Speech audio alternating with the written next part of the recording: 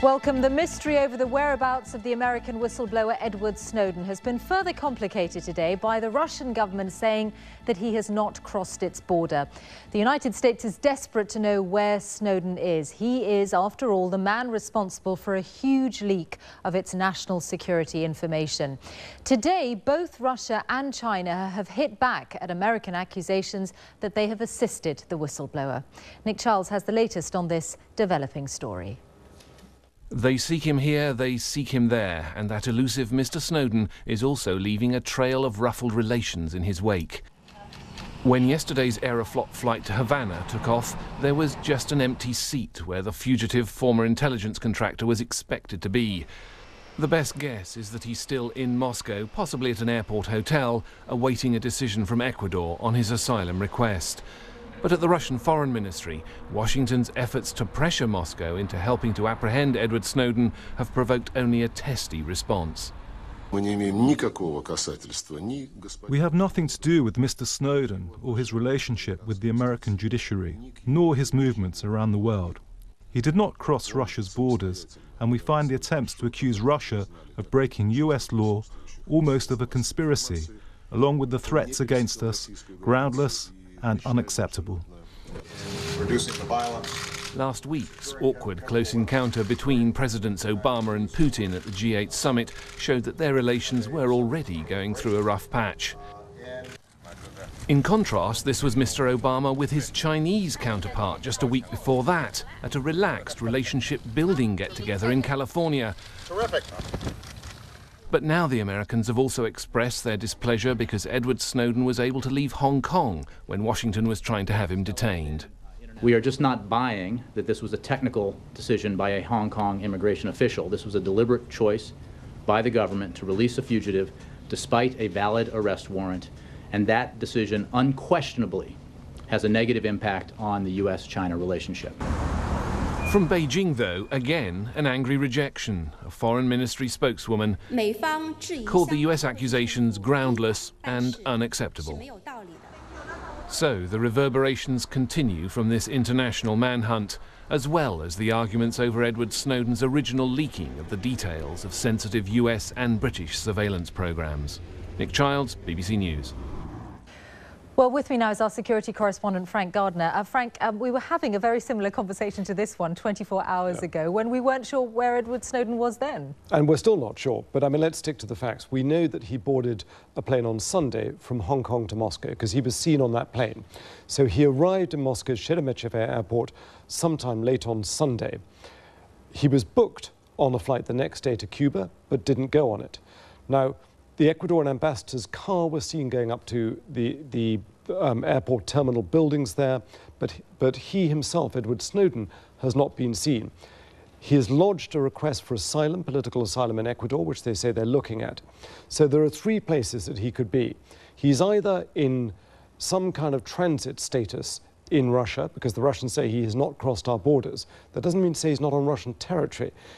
He doesn't have a passport. The US have revoked his passport. He's got refugee papers from the government of Ecuador.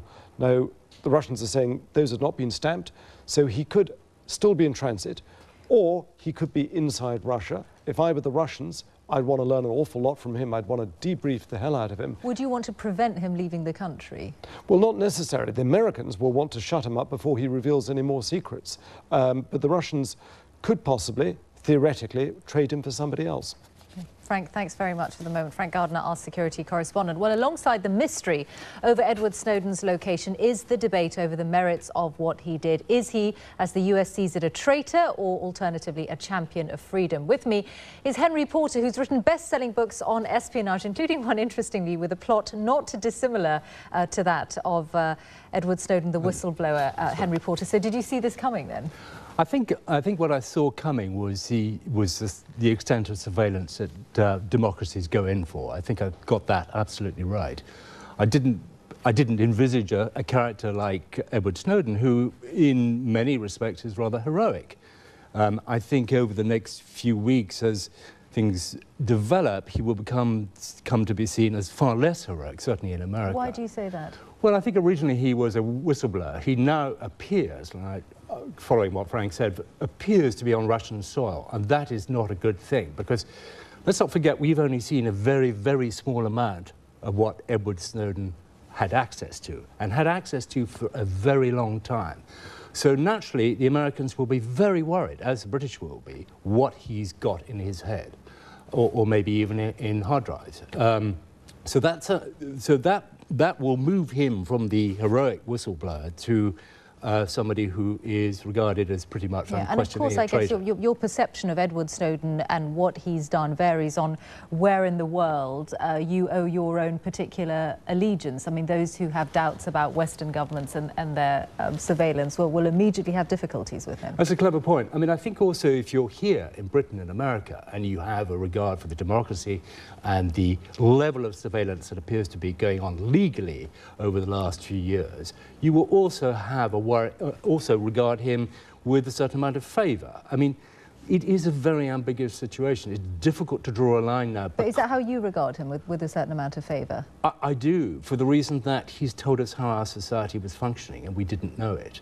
For somebody like me who really does feel that it's important that we, the public, know how our democratic institutions are functioning. And we didn't, and clearly there was not much oversight over how GCHQ and NSA were, what they were doing. I think it's very important. It's revealing for democracy. So your issue is not necessarily the surveillance, it's what we're told about the surveillance. I mean, many people might argue that, let's be realistic about this, in this day and age we are under all sorts of surveillance, whether it's by Facebook or other companies we use on the internet or our governments. Yeah, well, I mean, the Facebook-Google argument is that, you know, there's a difference between what you give away voluntarily and what the government takes from you. And it's as different as charity and tax. So I think one can just push that aside. Just because you say things on Facebook and on Twitter and so forth, it doesn't mean to say that you want your entire life inspected by the government.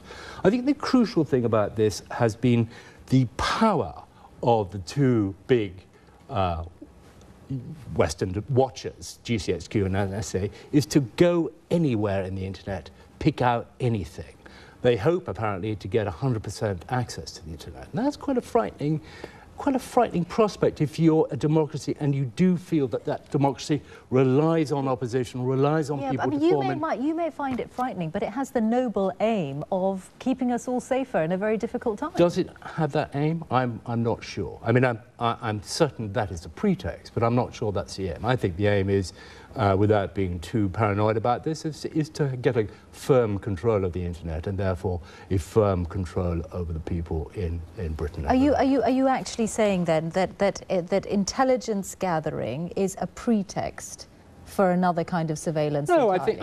I think they meld very easily. And what I'm saying is, I think it has been used by the NSA and GCHQ to argue for great funds and great powers.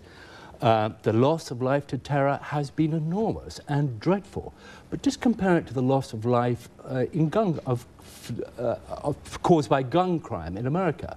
I mean, I don't know what it is, 1.1 million in the last 40 years have been killed by people being killed in America by guns. No response at all in America to dealing with that horror and that terror. But so I'm just saying that to point out that actually there does appear to be another agenda here, which is to gain control of the internet. For what purposes later on? Let's not forget that we're at the beginning of this age of the internet and surveillance.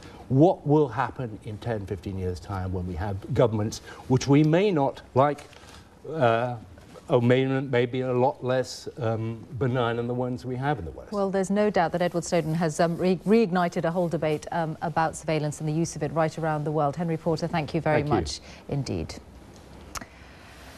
Now, let's turn to a political act that has never before been seen in the Gulf.